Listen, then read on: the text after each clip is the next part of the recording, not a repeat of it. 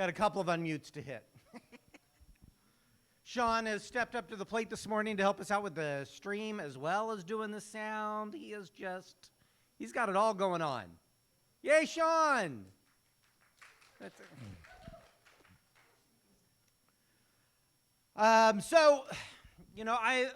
Over the years, one of the things that I've tried to do is make sure that anything I think policy-wise should be happening in our country or in our state, that for the most part I don't talk about it.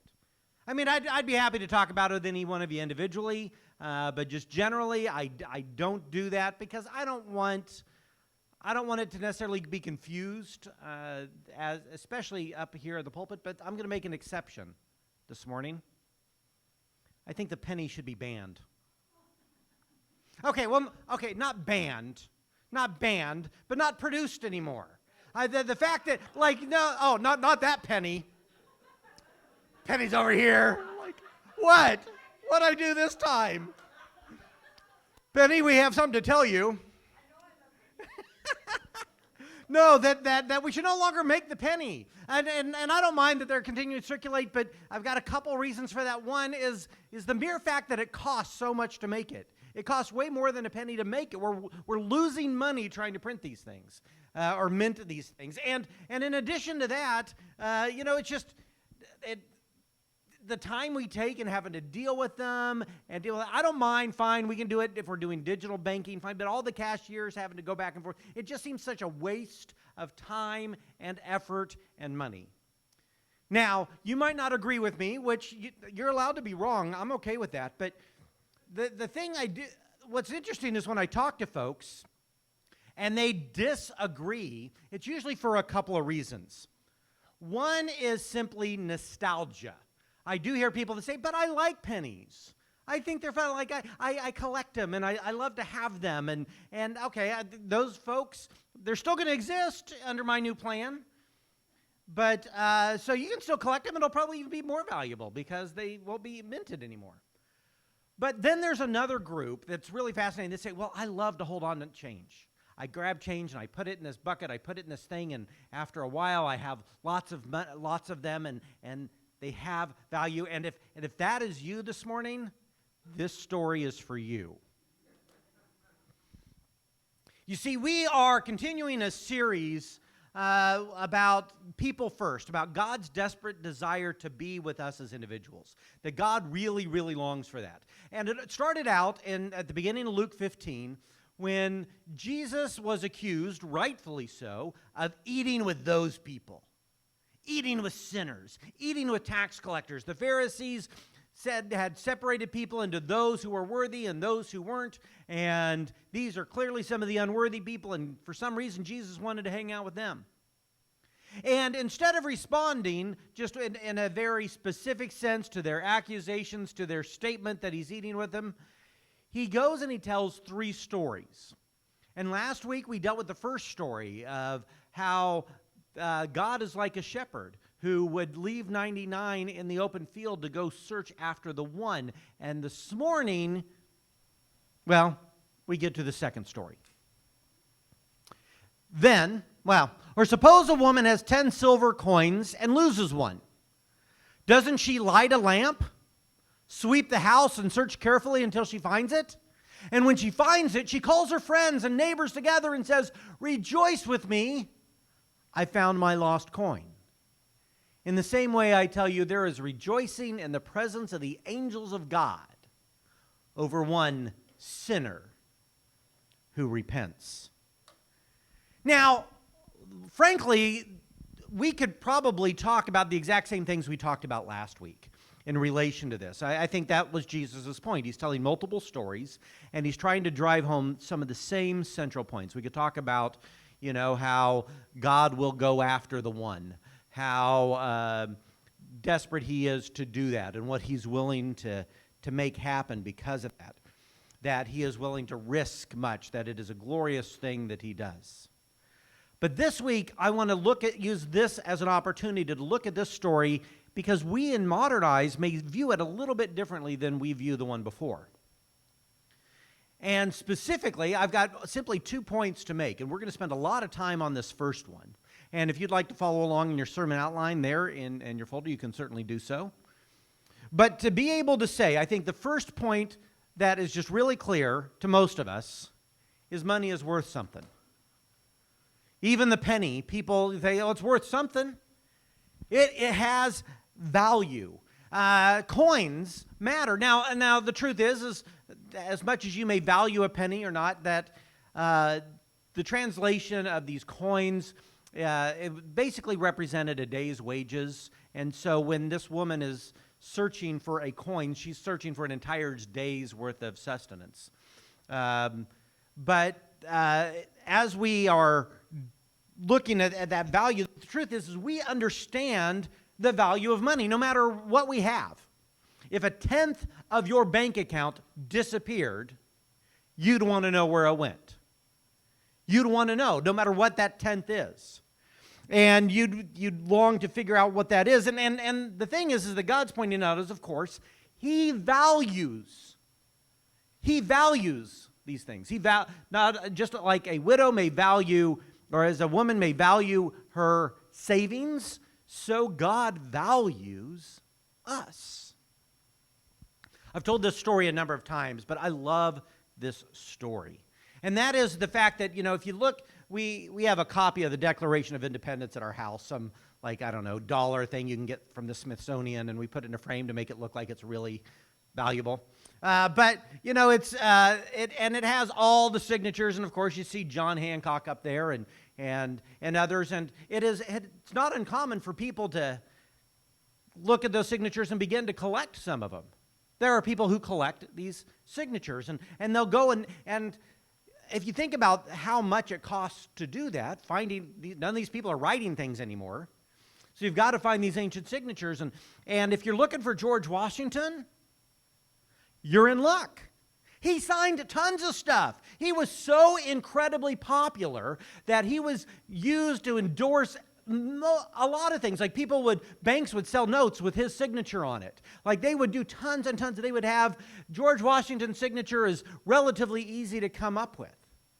And as you go and you look and you get those, they're relative. The most difficult one to get on there is a man by the name of Button Gwinnett. Now, the thing that is fascinating to me about Button Gwinnett, because he wasn't very popular. He was relatively penniless, ne'er-do-well for all the story is, and so he didn't sign much, and so it's very, very difficult to get his, and therefore, you usually have to shell out a whole bunch more money.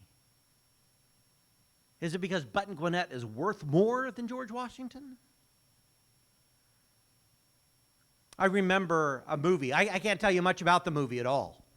I remember it was Burt Reynolds. I'm not Burt Reynolds. Oh, my goodness. Deborah Winger and I can't even remember the guy's name. Robert Redford. Burt Reynolds, Robert Redford. They're very similar. So I got him confused. Legal something or other. And I don't remember much about the story of anything. But I do remember at one point they're talking to somebody about art. And the guy, somebody asked him, well, how much is this painting worth? And the response from the art guy says, well, value is a relative thing, is it not? And that hit me. I remember watching this at a young age and began to think, and I've seen that over and over, that when we talk about the value of something, what do we even mean? We can say at some level what it's worth to me. I was willing to pay X amount. We went garage selling yesterday. And my wife says, hey, look, here's a pair of jeans that's worth $120. And I'm like, no, they're not. No, they are not. She goes, but no, I got a $120 pair of jeans for $4. I'm like, no, you got a $4 pair of jeans. Because that's what they valued it at. But really what it comes down to when we talk about value, it's really difficult to determine that ultimately what we mean, because we're used to saying, well, it's the price I paid. No, if you were willing to pay more, then it's actually valued even more than that. If they had sold it for less, you would have paid less for it. You would have been happily paid less for it. So what's its value? And in many ways, in economics, when they talk about the value of something, the value is what somebody is willing to pay for it. So Button Gwinnett's signature is more valuable than George Washington's signature only because people are willing to pay more to get it. What did God pay to be with you? That's your value. God was willing to come to earth, to die, to resurrect, to be connected with you, to forgive that which has separated you from Him, regardless of the value you put on yourself, regardless of what the value other people might put upon you. You are worth the most that someone is willing to pay. You are worth the very life of Jesus Christ. And I think when we talk about money, we can see the idea of value. Maybe we don't see the value of sheep, like in the story prior. And I hope part of the message you get is that you are indeed worth Jesus Christ because He said so, because He did so.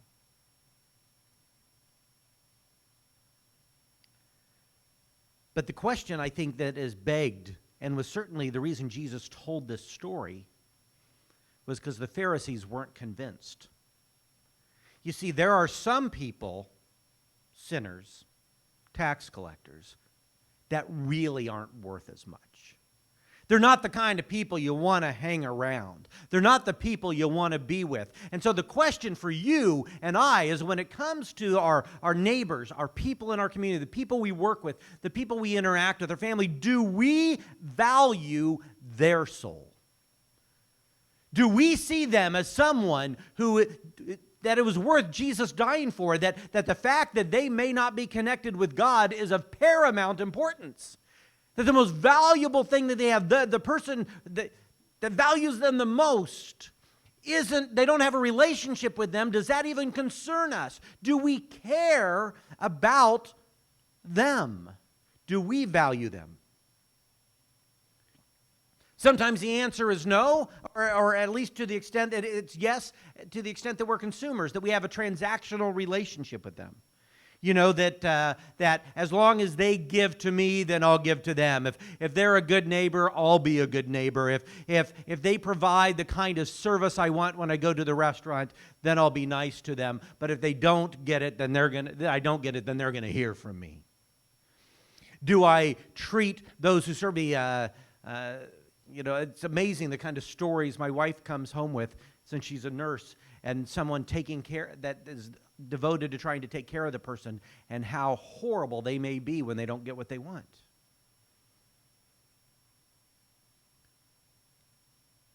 Some of us are very transactional in our relationships, but I think there's a bigger one that's probably a bigger concern for us, and that is, as Christians, we have learned and taught ourselves not to care about the spiritual state of our neighbors.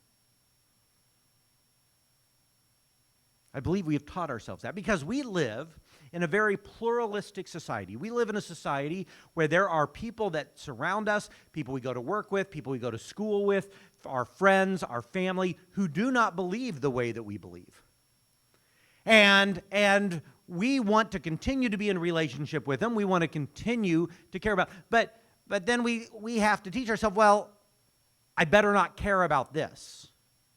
I better not make this important, because if this is important, then it may take over the nature of our relationship. It'll be a barrier between us, that I won't be a good friend, a good parent, a good child. I won't be a good neighbor. I won't be a good coworker because I care so deeply about their soul. So I will teach myself to not care so that it doesn't separate us, so that we can get along in a society who doesn't think the way I do, who doesn't believe. And that's certainly the Northwest. The mere fact that you are here this morning at church puts you in a rare category in the Northwest.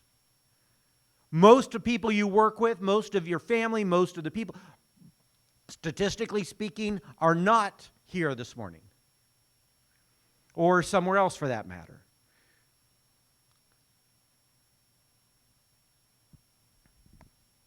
Their soul is their own business.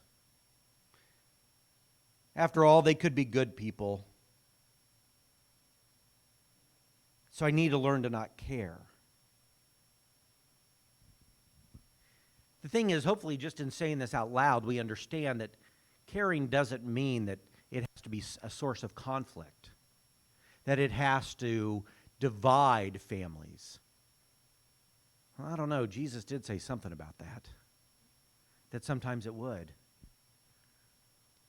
But there are ways to care, and we've taught ourselves not to, that maybe there are ways to care about the condition of their soul, their relationship with God, and maybe the approach it's going to take is going to be very different than what we imagine. It's not every time we get together for dinner, we continue to harangue them. Maybe it's going to be way more winsome and way more service-oriented. Maybe it's going to be way more just caring for them and some of the things that we've been talking about these past few weeks, where we talked about, finding a person, a single person that you care about their soul, you care about their relationship with God, and that they may not, and you are going to look for opportunities this week, not in some transactional way of trying to get something out of them, but are there ways that you can serve and love them? Are there ways that you can just talk with them about normal stuff, because maybe they're a neighbor you don't ever see, and you're just going to go over their door with a plate of cookies and say, hey, you're my neighbor, and I like that you're my neighbor, and I can't eat these cookies because I'm trying to lose weight. So I'm going to do this to you. I don't know. I don't know what it might be. So it could be different. But the point is I think we have taught ourselves to not care.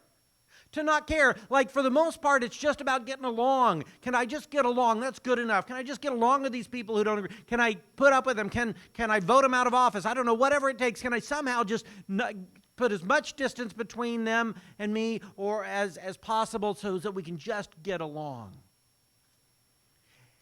And yet, I think that's ultimately what the Pharisees were doing. They weren't going out wiping out the sinners and the tax collectors. They just wanted more distance. They just wanted Jesus also to not care. So what's the solution? If we don't care, if we find that we don't really care that much, what's the solution? Is the solution to have somebody get up in front of you on a Sunday morning and go, well, you need to care? Care? Oh, okay, good. I'll flip that switch. Good. It's not what Jesus does, though. It's not what Jesus does in this story. He doesn't tell the story and say, well, so you need to care. What he does is he describes how much God cares. He says, you realize when we find this lost coin, when we take that one who isn't connected, when one sinner, one of those people repents, one of those people I don't really care as much, whether it's that really annoying neighbor 2 doors down, or that coworker that I'm doing everything I can to avoid, or that person at school, whatever it is, and that instead that God says, I care, that over one sinner who repents, there is a party in heaven. The angels rejoice.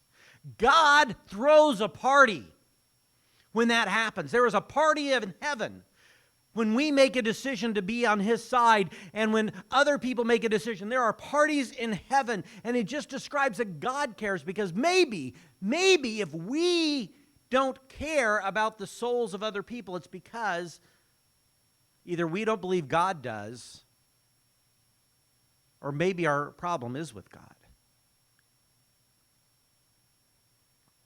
Lisa and Luke and Lexi and a couple of their friends went off for a few days, went down to Bend just to spend time. She said, I'm never doing that in the summer again, let me tell you. Because it was hot. But what that meant is I was left home with Rachel and the dog. So this dog that I was promised I would never have to deal with, this dog that everybody else would walk and feed and do, here it is, my responsibility. I got to remember to feed the stupid thing. I got to remember to take it for a walk, go outside of all places. And the weirdest thing, like, let's go out, let's and you do your business, and then you sit there while I pick it up. Like, what is going on? Like, I didn't want a dog. Why am I doing this? Because I love my family. My family loves this dog. It's the same reason I may go on a hike. Not because I like to go on hikes, but because my wife does. And I like my wife. And in part, maybe I can even learn to enjoy, if not the hike for its own sake, at least the hike with my wife. Maybe it's just being present. Maybe it is learning to appreciate things at first because those I love appreciate. Maybe our first step in really trying to be a force for the kingdom of God means we begin to pray, God, help me see my neighbor, my family member, my colleague, my friends. Help me to see them as you see them. Help me to see them as someone you thought were worth dying for.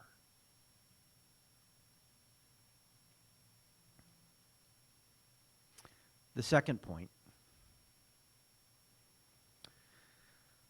finding the lost is disruptive. So this woman loses a coin, and what's the first thing she does?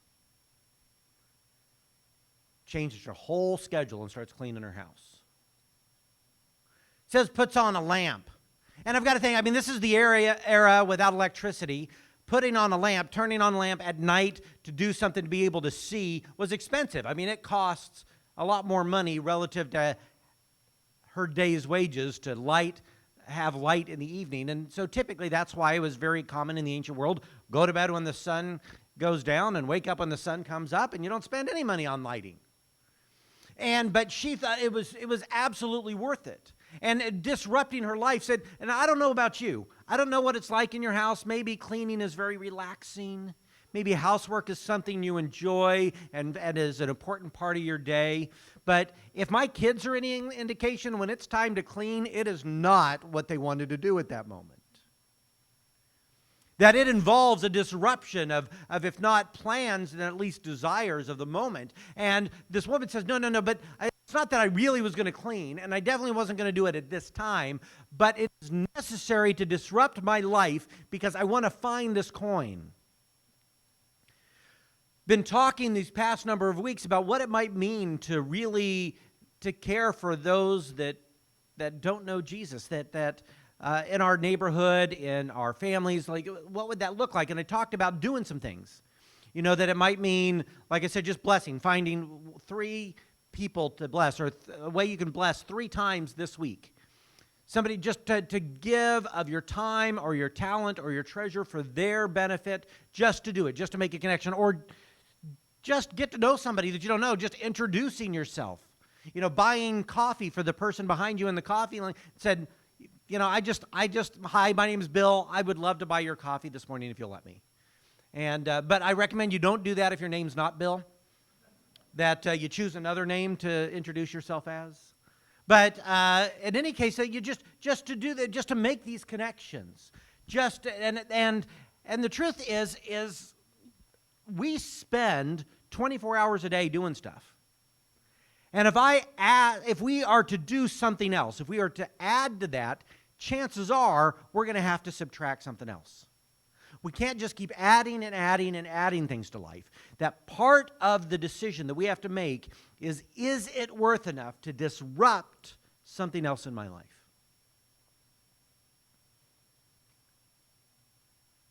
I feel like I could probably make a lot of suggestions of things we could easily disrupt in our lives. I don't think we really need to finish Netflix. I don't think, I can think of lots of things in our lives we could disrupt.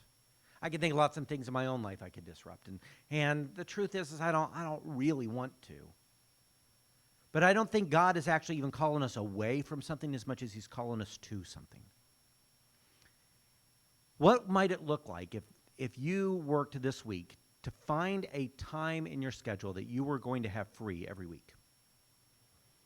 Maybe Sunday afternoons, after service, until a certain time, you were going to have that time free or whatever. Just some time free with the sole purpose that that time is going to be set aside to connect with people that I don't normally connect with. Maybe I meet somebody at church and we got a chance to, hey, you want to go to lunch afterwards? Maybe it's I've met somebody and I know they're struggling and I've been talking to a coworker and they're struggling and say, hey, let's get together for coffee. I've got some time. What if you just created a space every week that was devoted to that time and that purpose? What if you put in a budget? I've got a certain amount of dollars that I'm going to spend each week for the sake of somebody else. It would take a disruption of your life, because there are plenty of other things you can spend your dollar on, plenty of other things you can spend your seconds on, plenty of other things you can spend your energy on, but really joining God in His kingdom is going to be disruptive. We can't stay where we are and go with God at the same time. So let's get practical again. We've talked for the past 2 weeks about blessing 3 people. And I don't need a show of hands, but how many worked on doing that this past week? And if you didn't, why? Well, because Bill's not the boss of me and I don't have to do anything he says. All right, that's legitimate. That's legitimate. But then what are you doing? How is your life currently being disrupted for the sake of joining God in His work to reach the lost? How is your life currently? What are you currently doing? What is your plan? Well, for what it's worth, I think it's disruptive just to be here. I want to honor you for the fact that you're here this morning. I know that's disruptive. There are things that you would have to give up to do that. I get it, and I want to honor that. I think there's something valuable about saying, I'm going to give up my Sunday morning to be able to worship together. I think that is powerful.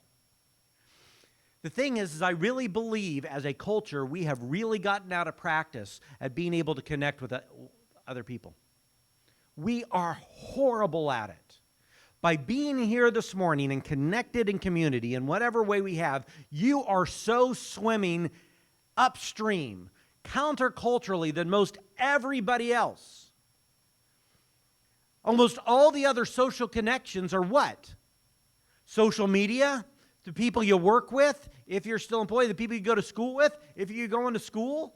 Like, where do we connect with people? Where do we have relations? Where do we have community? It's getting fewer and farther between, and more divided and more exclusive. Now, that may just be where our culture goes.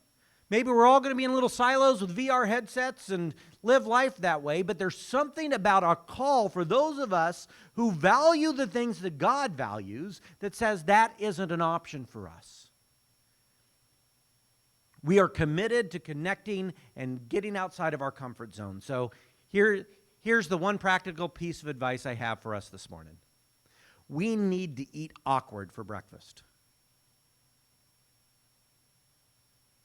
We need to face up to the fact that it's going to be awkward. It's going to be awkward to say hi to somebody we don't know. It's going to be awkward to have a conversation. It's going to be awkward to maybe literally go over to our neighbors and knock on the door and say, hey, can we be friends? I don't know. I don't know what it's going to take, but somewhere to be a little awkward, to be the awkward one, to be the one that's willing to stand out a little bit, and to do that because we have a kingdom to work for. We have coins we need to help find. There are things of value that matter so deeply that we're willing to do that. Now, what does that mean as a culture, as a church, especially in the COVID environment? My understanding is we're actually going to look at that a little bit next week. We're going to be talking about that next week. We've got a special service planned. For those of you who don't know, we're going to mention a little bit in the announcements, but I'll mention it here as well, and we'll reiterate that next week we're going to do something really special here. The Northwest Yearly Meeting, we want to have kind of a unified service together. And so that's going to be telecast throughout the churches of the Yearly Meeting. And so we're going to come here and do that. Now, why would you come here and watch something that you could watch at home? Well, how about the fact that we just talked about being together in community matters? But I got another enticement for you, and that's bacon. Then we're going to have breakfast next week during service. Like, we're not going to have it before. We're going to have it during service. So you'll come at the normal time. We'll introduce. We'll get some breakfast together, and we will be here together. And if it is really bad, I hope nobody from Northwest Yearly Meeting's watching. But if it's really bad, we'll just make fun of it together. That's okay too. But the point is that we will be able to find a way to connect together and do this. And so they'll be looking apart from things. Part of the theme of Northwest Yearly Meeting is being the church in the post-COVID world, church revitalization in a post-COVID world.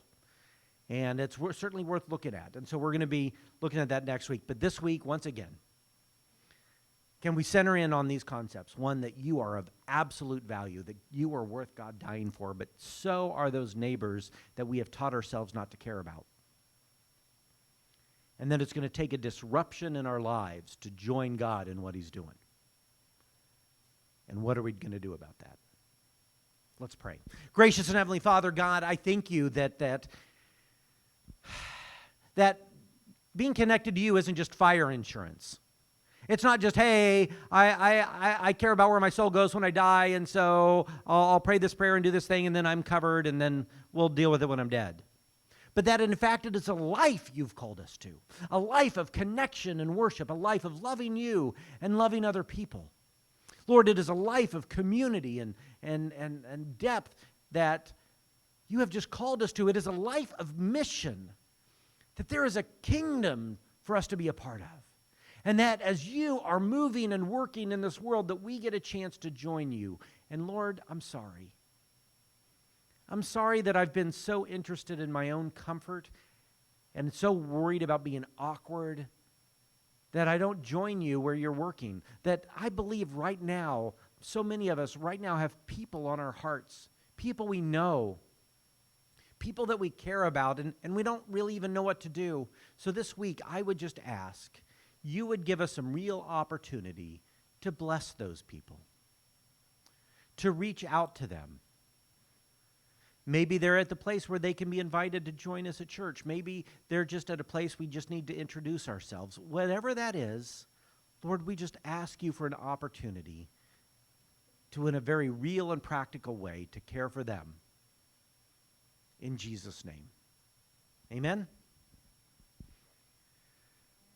Let's move to open worship. You can certainly share if you can start the announcements, if that makes sense there.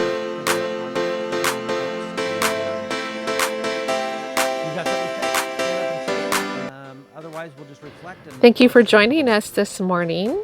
In terms of announcements, we are going to remind you once again, next Sunday is our kickoff for Northwest Yearly Meetings annual sessions. So the annual sessions are from the 18th through the 20th.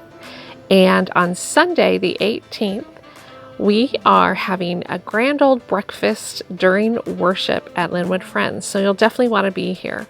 And you'll want to be here hungry. So no need to show up early because this breakfast is happening during worship. So you'll come, we'll get greeted, and then breakfast will be served. And then together we will watch the Northwest Yearly Meetings worship service. So it should be a lot of fun. And then there are watch parties on Monday and Tuesday, and those are happening at Penny Kruger's house. So feel free to contact Penny or the church for more information about that.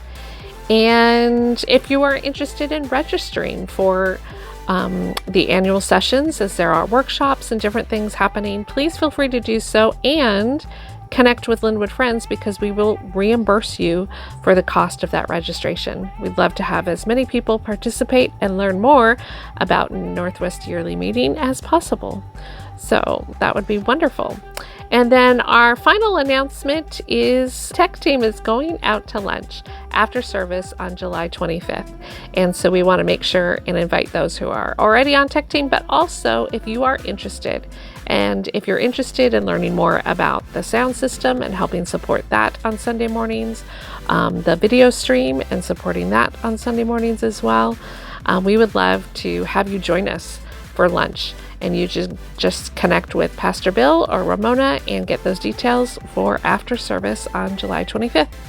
And also, we have 2 boys out at tween camp right now. And so we wanted to make sure that you say extra special prayer for Reason and Bradley today as they are continuing having fun at tween camp out at Twin Rocks. So pretty excited for them. Enjoy your week.